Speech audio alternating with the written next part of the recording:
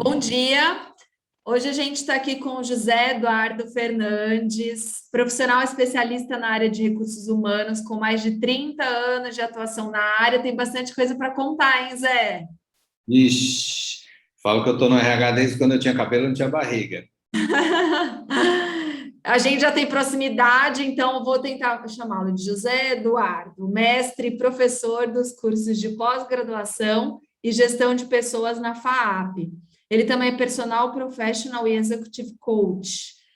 É isso aí, Zé. E hoje a gente está aqui para falar, o José Eduardo vai passar alguns pontos aí da experiência dele sobre o tema cargos, salários e carreira.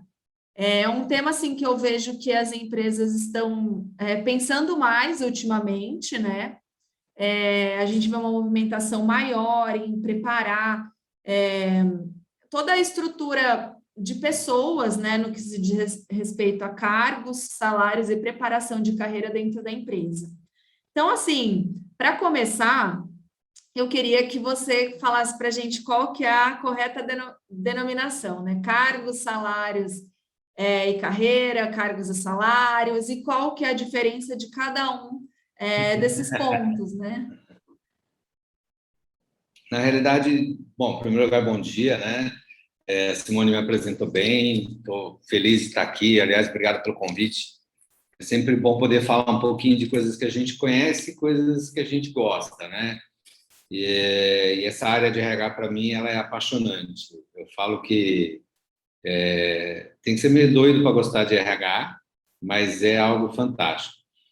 Pensando um pouco nessa questão de cargos, cargos, salários e carreiras, na verdade, a própria nomenclatura, não existe necessariamente uma nomenclatura correta. Tem gente que chama de cargos e salários, tem gente que chama de é, é, PS, não, PCS, Programa de Cargos e Salários.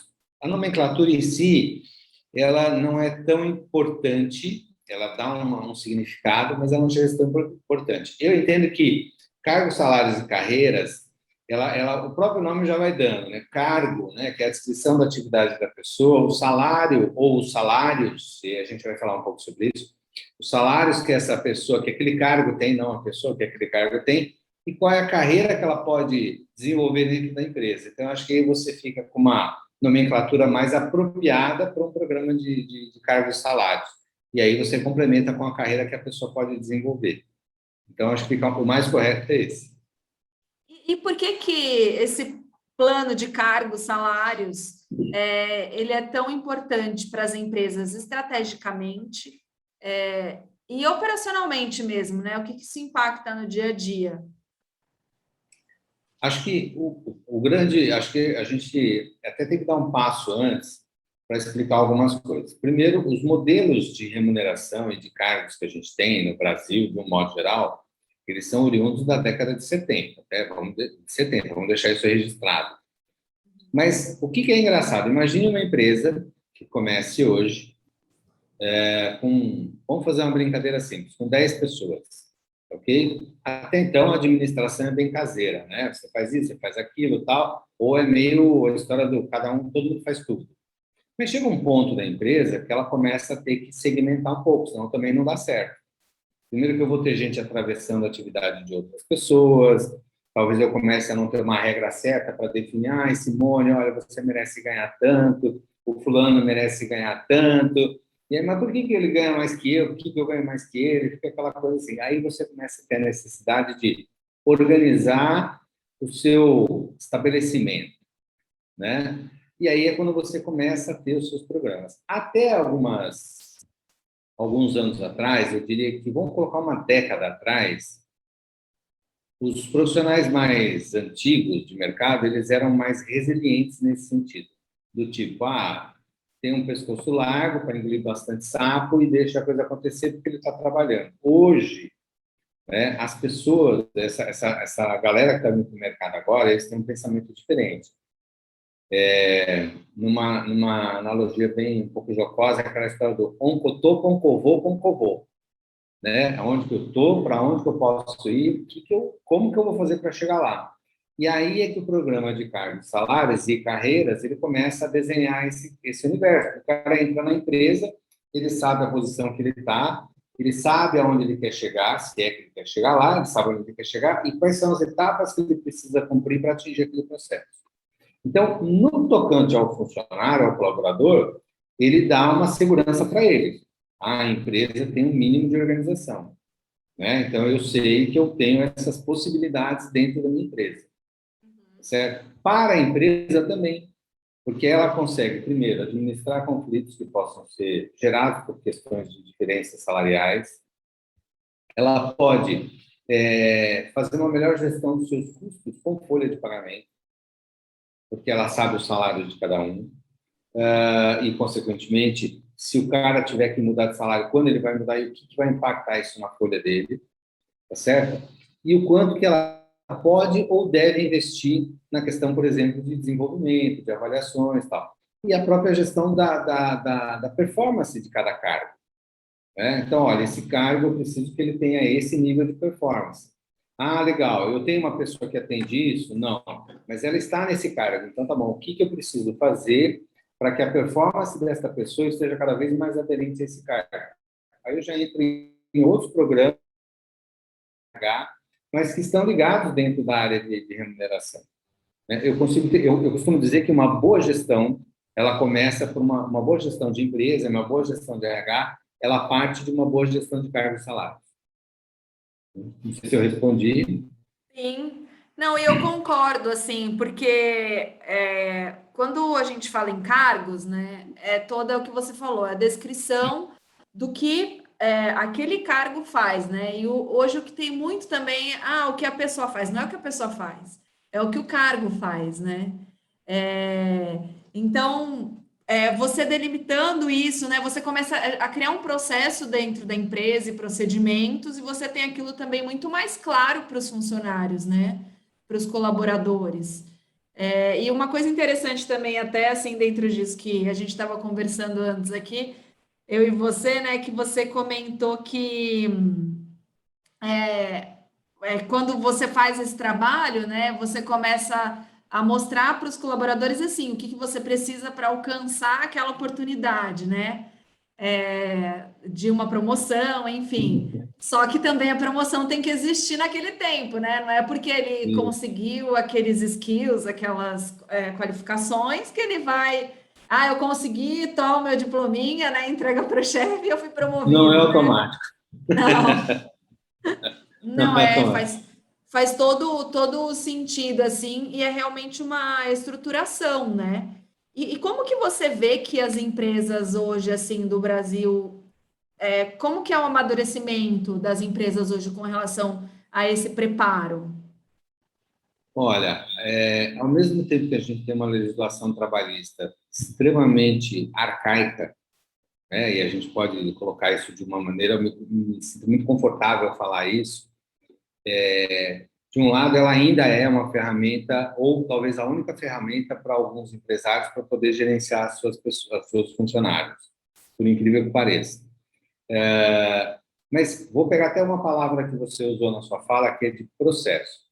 Quando você vê uma empresa, pensa numa empresa qualquer, ela não tem os seus processos e ela não desenhou todos os seus processos, né? E se, e tal, não sei o que, vai fazendo e vai para aqui, vai para ali. Um programa de cargos, ele vai pelo mesmo caminho. Eu vou chegar no cargo da Simone e vou desenhar o processo do cargo dela. Mas não é o processo que a Simone faz, é o processo que o cargo exige.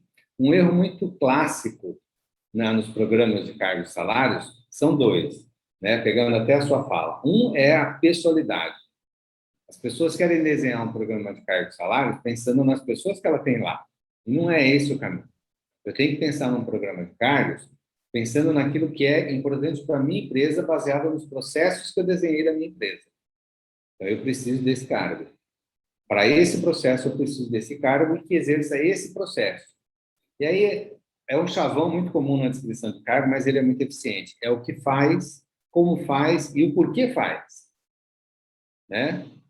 Que aí talvez no porque as pessoas acabam se enrolando. E a hora que você começa a desenhar, você descobre que o Joãozinho, que é vice-vice do quase-quase, está fazendo a mesma coisa do Pedrinho, que é o quase-quase do vice-vice. Então, tem uma coisa errada aí.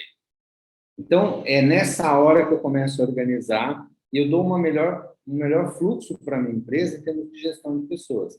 E as empresas estão percebendo isso na hora de querer organizar, porque elas, de repente, crescem e crescem desorganizadas, e nós vimos um caso assim, né? E aí? E agora? Porque aí começa a gerar insatisfação. Então, de novo, eu volto no conceito de que eu estou desenhando um processo. E aí você falou das qualificações, que é um outro erro comum nas nossas políticas de cargos e salários. Então, eu tenho lá que a Simone, ela, para ser gerente, ela hoje é analista, ou supervisora, ela vai ser gerente. Então, para ser gerente, ela tem que ter lá, por exemplo, tantos anos de experiência, ela tem que ter um curso técnico X, ela tem que ter uma pós-graduação. Isso é um exemplo. Aí a Simone vai lá, rala, corre atrás da pós-graduação, já tem o tempo de experiência, faz o curso técnico, chega no RH, entrega o certificado, entrega o diploma e fala assim, pode me promover. E aí o RH não tem um programa de cargos, ou tem um programa de cargos assim, mal e porcamente, e uma política que é dúbia, né? A política, nessa hora falta uma única palavrinha dentro da política. A pessoa tem que ter, para ser gerente de RH, ela tem que ter experiência, ela tem que ter o curso técnico, ela tem que ter a pós-graduação concomitantemente. É uma palavra comprida, mas é muito bonita. Eu li no dicionário hoje, decorei, tinha que usar, né? Concomitantemente a existência do cargo. Se eu não tiver o cargo, eu posso ter 1 milhão de qualificações, mas eu não tenho espaço. E aí eu tenho que deixar isso claro na política e tenho que deixar isso claro para o funcionário. Essa transparência também para o funcionário é importante. Por isso que eu falo que é um pouco diferente essa geração que está no mercado da geração que era antigamente, que ia, tal, não estou empregado, eu sou fiel. Tal. Não, eles não são. Eles querem saber o que você pode, de que maneira, e você sabe bem disso, você trabalha com isso, de que maneira a empresa pode ajudar a que eu possa realizar o meu desejo. Aí eu também vou te ajudar a empresa a realizar o seu objetivo estratégico.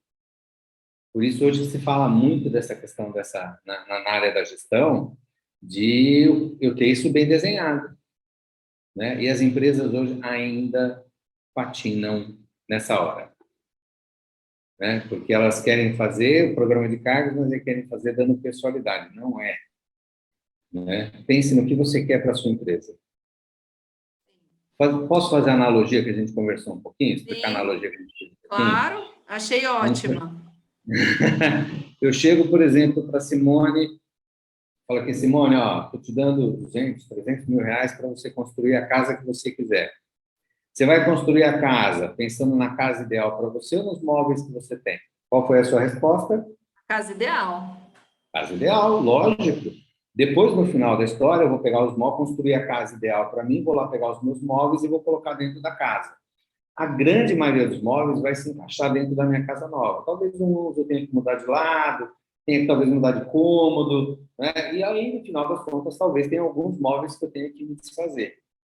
O programa de cargos, salários e carreiras, ele verte pelo mesmo caminho. Eu tenho que desenhar pensando na empresa ideal e não nos funcionários que eu tenho.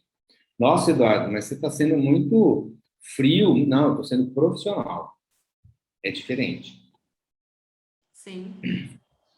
É Porque esse conceito senão que a gente... você fica muito preso ao colaborador, quando na verdade você tem uma empresa, né? É algo que tem que estar instaurado ali para ser realizado por qualquer colaborador que estiver ali naquele cargo, naquela função, né? E Zé, e falando assim, um pouco de salários, um bom plano de salários, ele contempla o quê?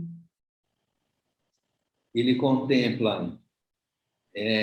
a gente tem por hábito também uma coisa que aí eu posso talvez estar sendo um pouco leviano, algumas pessoas podem achar que seja leviano, mas eu particularmente, a gente tem que desvincular a questão do salário e começar a pensar numa remuneração. Ah, Zé, qual que é a diferença? Salário é aquele salário básico que você tem na sua carteira, ok? A remuneração, como a gente sabe, é a soma de tudo aquilo que você recebe em volta. Benefícios, gorjetas, hora extra, tal, não sei o quê. E remunerações variáveis, ok?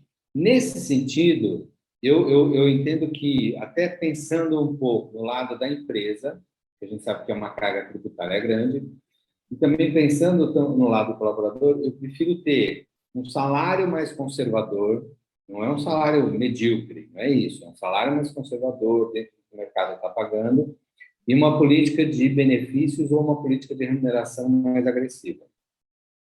Né? Quando eu penso nos salários, então eu tenho lá as minhas. Um programa, quando a gente vai fazer esse trabalho, a gente faz uma avaliação dos cargos, do cargo, não da pessoa, lembre-se sempre disso, uma avaliação do cargo, determina o peso dele dentro da estrutura, e aí aquele cargo e aqueles cargos que têm o mesmo peso relativo vão ser administrados por uma mesma faixa salarial, que vai do júnior até o pleno, até o sênior, ou que nem algumas empresas estão fazendo hoje, e que eu acho muito legal, é você tirar essa questão de júnior, pleno e sênior e colocar, por exemplo, A, B, C, 1, 2, 3. Mas isso já existia, isso existia muito em cargos operacionais, e que agora está vindo para dentro da administração. Se você pegar um auxiliar administrativo, coitado, no bom sentido, Deus que me perdoe, mas auxiliar administrativo júnior, pô, é para acabar, né, coitado? Né? É muita crueldade com o cidadão. Então, põe lá um auxiliar administrativo um, 2, ou A, B, C e tal, fica melhor que júnior, né? Então, a gente tem lá os níveis e tem os salários, e aí o cara, dentro do próprio cargo, ele já tem uma projeção de salário onde ele pode chegar. Agora, paralelo a isso, eu entendo que uma boa política de benefícios, uma boa política de remuneração variável, uma gestão mais humanizada, ela é sempre muito bem recebida dentro da organização e pelos próprios funcionários. Não sei se eu respondi a sua pergunta ou Sim, se... respondeu. E também, isso assim, me veio um pouco até o que você estava comentando antes também, né?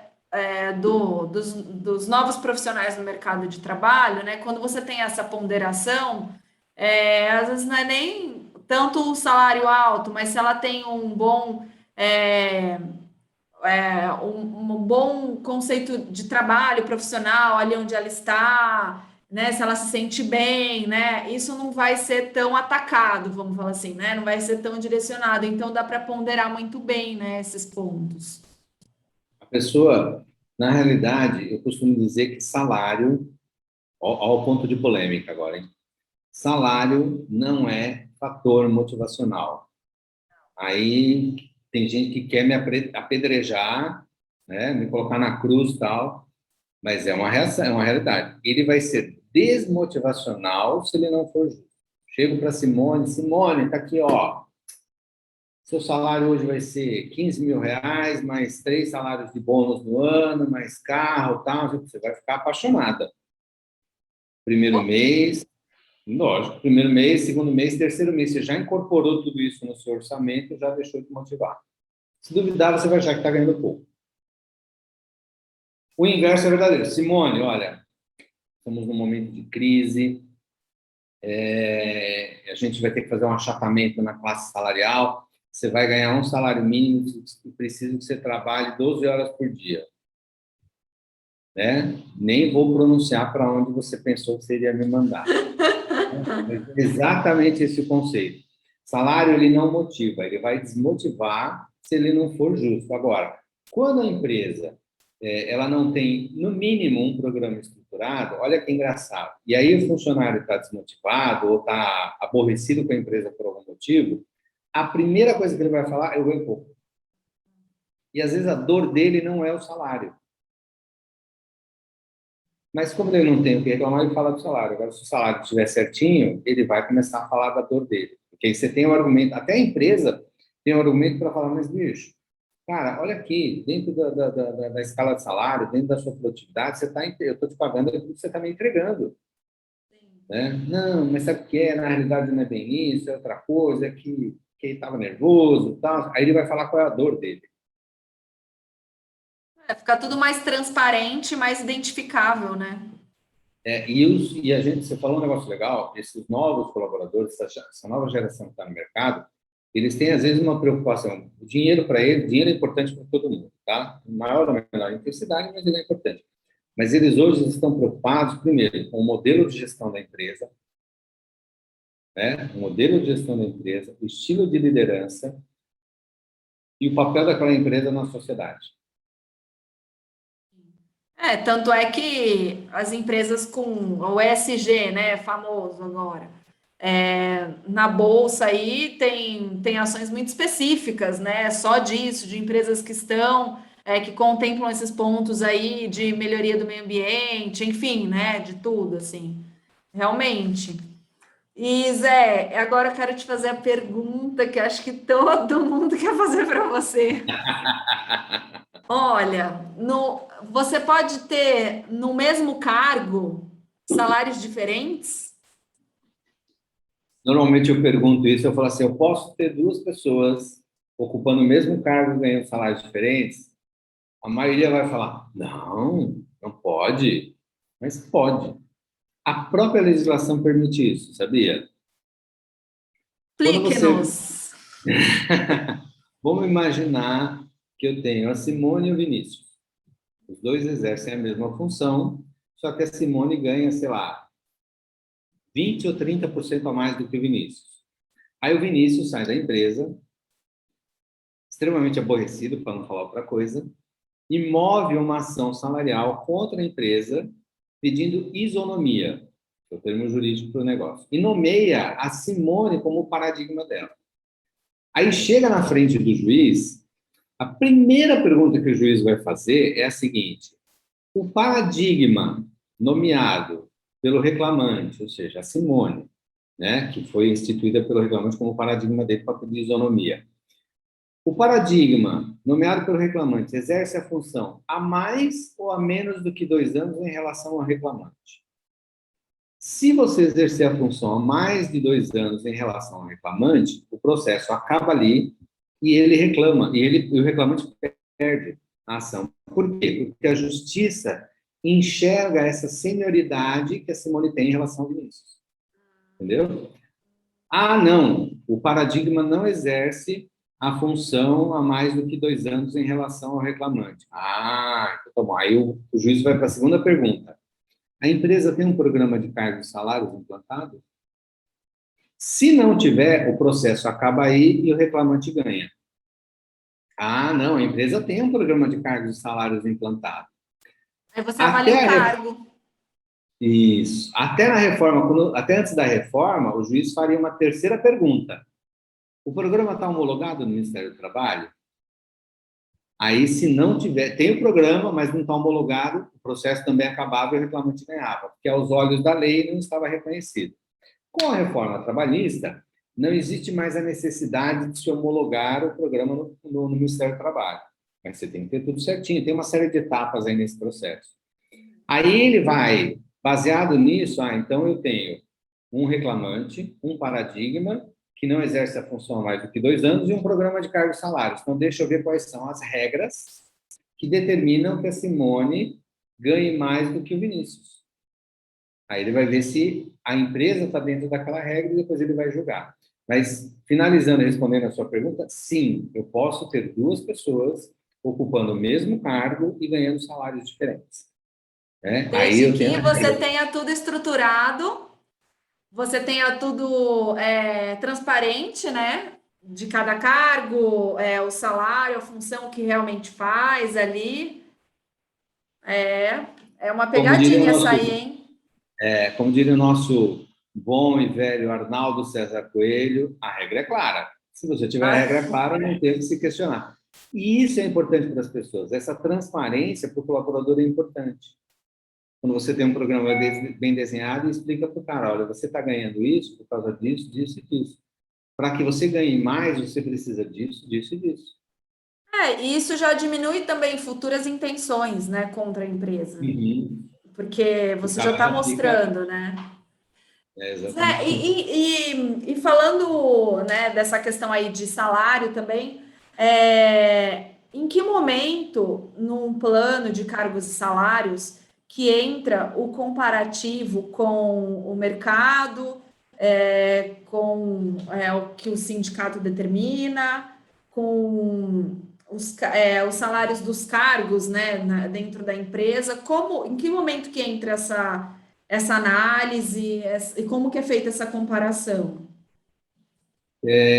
Quando você está implantando um programa desse, a última etapa, vamos dizer assim, essa penúltima, a última é colocar as pessoas na casinha, né, como eu falei. Mas a penúltima etapa, eu desenhei o cargo, selecionei lá alguns fatores de avaliação, e aí eu gosto de trabalhar muito com o modelo por pontos, porque também fica mais claro o entendimento por parte do colaborador. Aí eu avaliei aquele cargo. Vou dar um exemplo simples, se me permitir.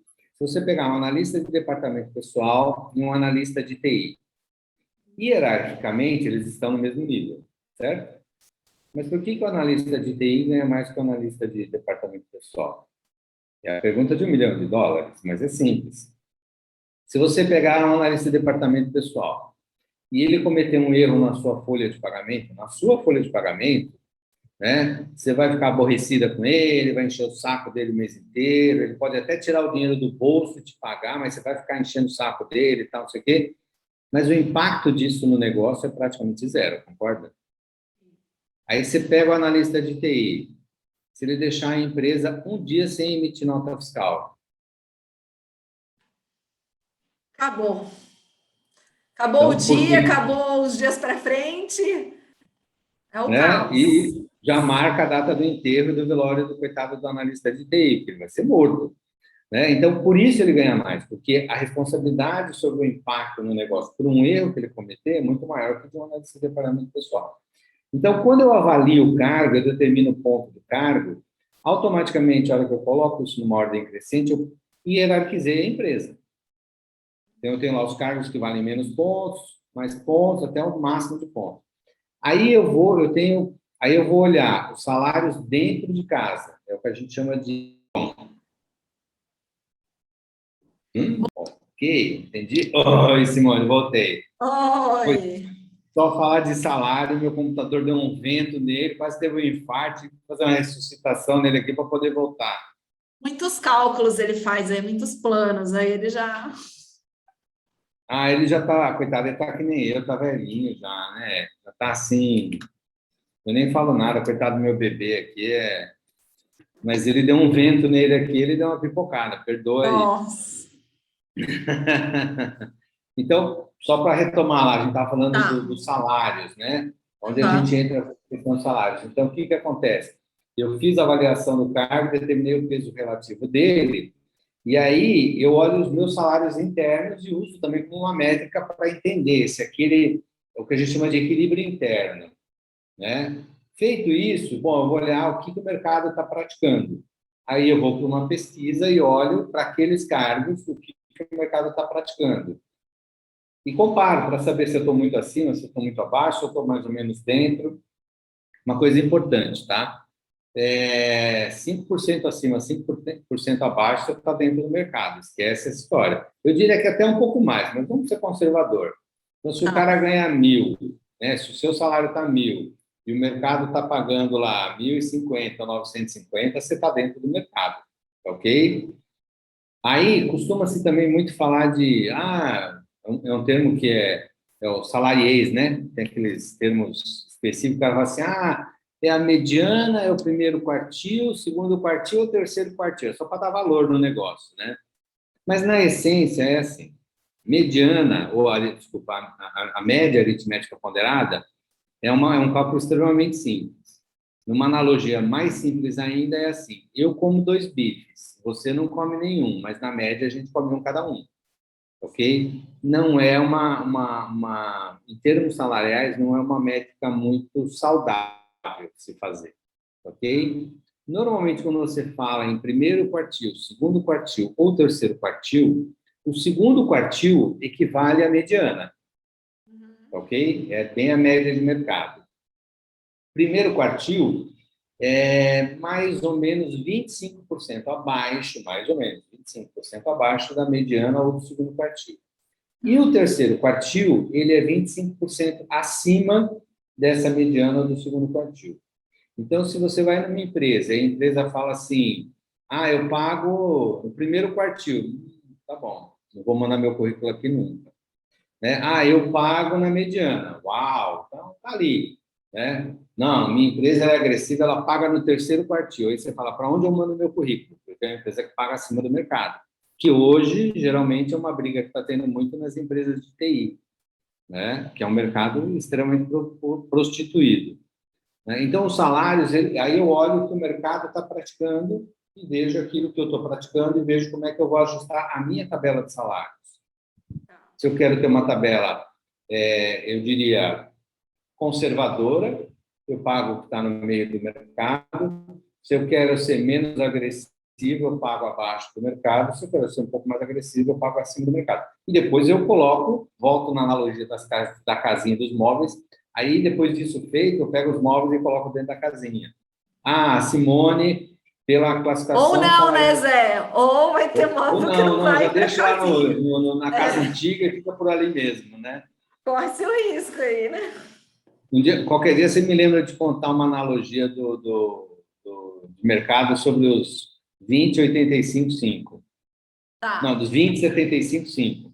Eu tá lembro de bom, contar vou isso, você vai lembrar. bem divertidinho. É aquele, o 5% está nos móveis que você vai deixar na casa antiga, né? Mas me lembra de contar isso aí, bem legal.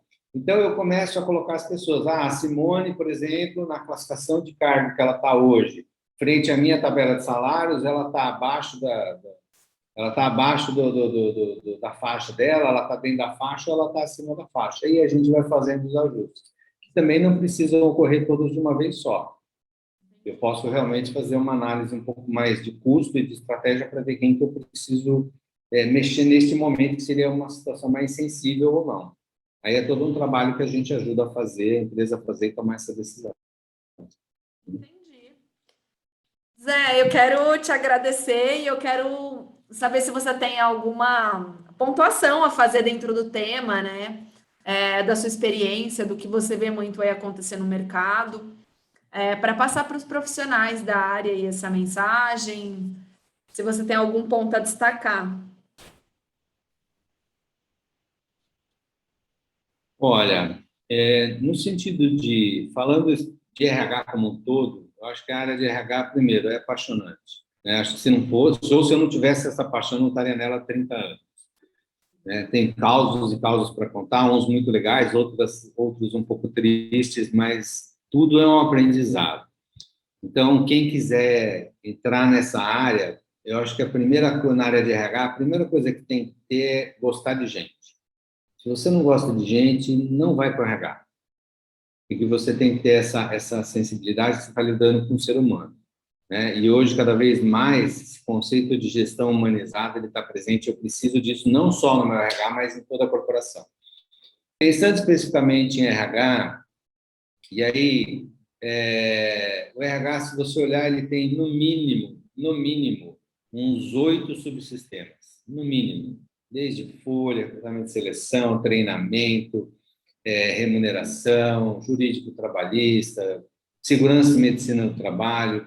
Se você quiser ter sucesso na área de RH, procure conhecer todos eles. E dentro de todos eles, aquele que você tiver mais afinidade, concentre a sua expertise nela. Tá? Se você tiver a oportunidade, quiser realmente, vá aprofundando a sua expertise em todos os outros subsistemas. Mas tenha essa preocupação de conhecer e ter pelo menos uma ideia, né? Puxa vida, mas eu sou de recrutamento e seleção, mas procuro conhecer um pouquinho qual é a dor do cara do DP, qual é a dor do cara do treinamento, qual é a dor do cara de remuneração, de que maneira esses subsistemas podem agir interligados. Eu não posso pensar justamente no RH num negócio desagregado. É a área que tem que dar o exemplo, então ela tem que ser muito agregada. E você conhecendo um pouco os outros subsistemas, o seu trabalho também e o olhar que o mercado tem sobre você é muito grande. Uma última dica, eu prometo que eu não vou me estender muito. Se deixar, Pode professor, você ficar à sabe que é isso. vontade. Nunca se esqueça disso. Alguém sempre está olhando o que você está fazendo. Seja para o bem, seja para o mal. E eu Seja um cargo falo que acima ou seja um todos, cargo abaixo, né? não importa. Todos estão olhando. E todos, se é o cargo acima, ele está olhando para ver o que está fazendo e de que maneira ele pode te ajudar, se ele for um cara consciente. E o cargo abaixo, ele quer olhar você como um exemplo. E você vai ser um exemplo. E você é referência para muitas pessoas. Então, alguém sempre está olhando o que você está fazendo. Se eu fosse fazer um comentário muito simples, é como a gente acabou se encontrando. Não foi? Foi, verdade. Então, Por acho que coincidências ou não, mas é assim. em algum É momento a outra. gente acabou. E nessa área de RH é um negócio muito. Todo mundo se conhece. Eu diria que a área de RH e a área docente parece uma máfia, né? É assim, você não vê muita vaga de RH, você vê muita troca de cadeira, muita dança de cadeira, mas você não vê muita vaga de RH, o que muda muita gente de RH, que é aquela coisinha daquele mundinho fechado dentro deles, né? No sentido não leviano, no sentido não pejorativo, mas é meio mafiosa essa área, né? Faça o bem, todos somos ligados por infinitas conexões. E tudo aquilo que sai de nós como causa volta para nós como efeito. Sempre. Verdade. Mas obrigada, Zé. Foi muito construtivo, assim, muita experiência, né? Esse é o intuito do canal, passar o conteúdo, passar conhecimento, principalmente quem está no dia a dia do recursos humanos, né? Então, quero te agradecer pelo seu tempo, por ter passado todo esse conhecimento aí para nós. E eu que agradeço a oportunidade.